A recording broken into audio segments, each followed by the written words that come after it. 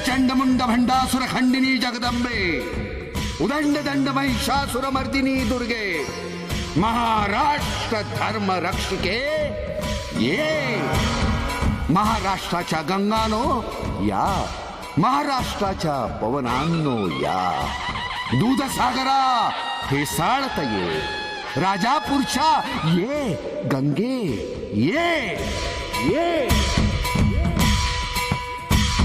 किल्ल्यांच्या तटकटानो या, प्रचंड उघड बुर्जानो या, जलदुर्गानो दर्यासह या, तुफान गर्जत लाटानो या, सप्तसागरानो या, चंद्र सूर्यानो या, ग्रह नक्षत्रानो या, दाही दिशांनो या, देवदेवतांनो, संत सज्जनानो, कुलवंतानो, अवघे अवघे या.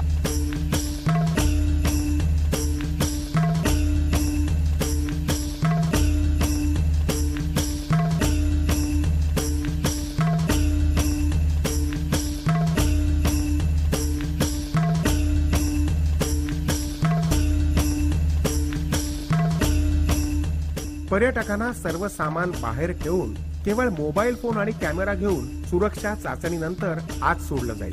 स्मारकाच्या विशेष ॲपद्वारे पर्यटकांना त्यांच्या मोबाईलवरच स्मारक पाहण्याविषयी मार्गदर्शन मिळेल. त्यांना देण्यात येणाऱ्या विशेष ऑडिओ सेट्समुळे हेडफोनच्या द्वारे पर्यटकांना प्रत्येक कक्षाची माहिती काही भाषांच्या पर्यायांसह उपलब्ध होईल. जेटीवरून उतरून मुख्य मार्गिकेतून पुढे आल्यावर शिवस्मारकाचं महाद्वार उघडेल आणि पर्यटक 400 वर्ष मागे शिवकाळात जातील.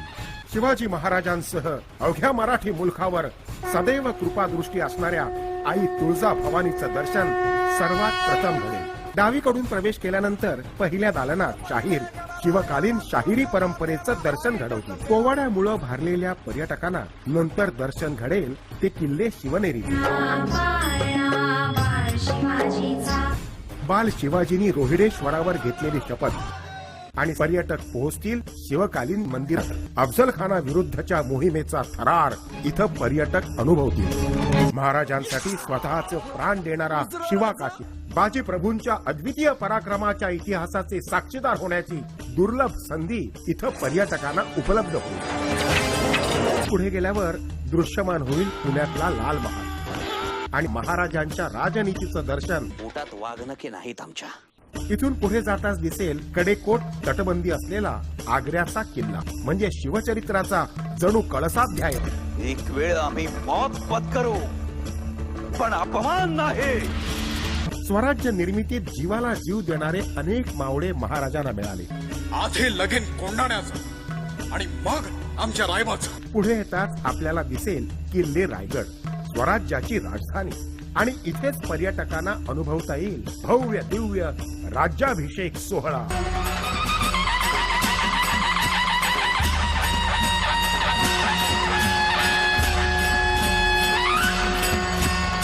मी शिवाजी. या सोहळ्यानिमित्त राज्याच्या कला संपन्नतेचं दर्शनही इथं घडेल. शिवकालीन पेहरावात या सोहळ्यामध्ये सहभागी होण्याची आगळी वेगळी संधी देखील इथे प्रेक्षकांना साधता येईल. मोरपंखी दालनातल्या अंतिम कक्षात छत्रपती शिवाजी महाराज, जिजाऊ आईसाहेब, छत्रपती संभाजी महाराज यांच्या समाधीच्या प्रतिकृती असतील.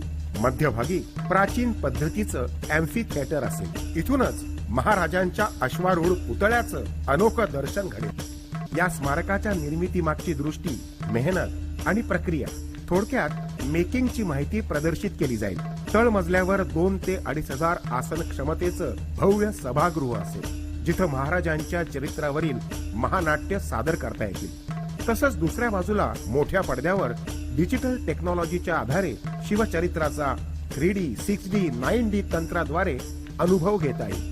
पहिल्या मजल्यावर आधुनिक ग्रंथालयात शिवाजी महाराजांवरची जगभरातली सर्व उपलब्ध पुस्तकं प्रत्यक्ष आणि ई बुक्सच्या माध्यमातून संग्रहित करता येतील. मोडी सारख्या अस्तंगत होत चाललेल्या लिपीविषयी माहिती, अभ्यास इथं आधुनिक तंत्रज्ञानाच्या माध्यमातून करता येईल. दुसऱ्या मजल्यावर संग्रहालय संकल्पित असून शिवकालीन शस्त्र, अस्त्र, वस्त्र, अलंकार, शिवकालीन कला, जनजीवन यांचं दर्शन घडवणाऱ्या वस्तू इथे प्रदर्शित केल्या जातील. सागरी वनस्पती, सागरी जीव तसंच समुद्राखालच्या विश्वाचं दर्शन इथं पर्यटकांना घडेल. खाली दोन्ही बाजूना महाराजांच्या आरमारी सामर्थ्याचं दर्शन घडेल. पर्यटकांना एक डिजिटल हँडबँड वापरणं बंधनकारक राहील.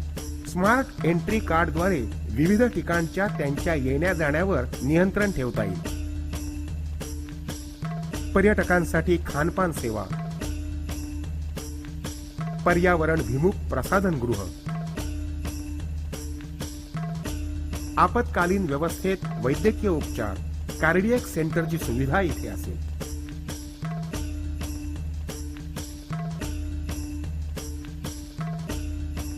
संपूर्ण स्मारकाच्या उभारणीत सौर ऊर्जेचा वापर तसंच रेन वॉटर हार्वेस्टिंग, पाण्याच्या शुद्धीकरणाचा प्रकल्प, कचरा व्यवस्थापन यांना प्राधान्य दिलं जाईल. या स्मारकाच्या रूपात जगातलं एक सर्वोत्तम ऐतिहासिक पर्यटन केंद्र उभं राहील असा आम्हाला विश्वास आहे.